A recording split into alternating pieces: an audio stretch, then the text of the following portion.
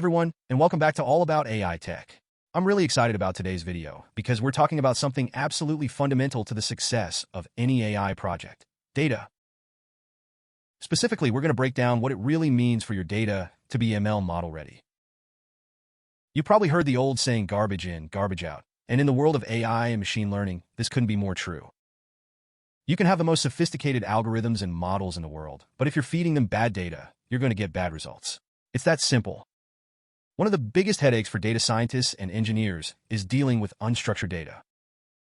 Think about the sheer volume of information out there: text documents, social media posts, sensor readings. It's often messy, inconsistent, and scattered across different systems. Trying to make sense of all that and prepare it for AI can feel like an impossible task. So how do you tame the beast of unstructured data? One powerful technique is data lineage. Essentially, data lineage is like creating a detailed history of your data. Where did it come from?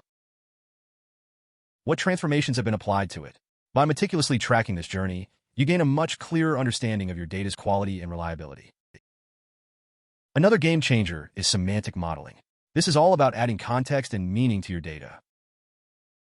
Instead of just having raw numbers and text, semantic modeling helps AI understand the relationships between different pieces of information. It's like teaching your ML model the language of your business. By applying these techniques, data lineage and semantic modeling, you're essentially building a rock-solid foundation for your ML models. This translates into more accurate predictions, more reliable insights, and ultimately, more successful AI projects. But it doesn't stop there. As we hand over more decision-making power to AI, we have to make sure that it's being done ethically.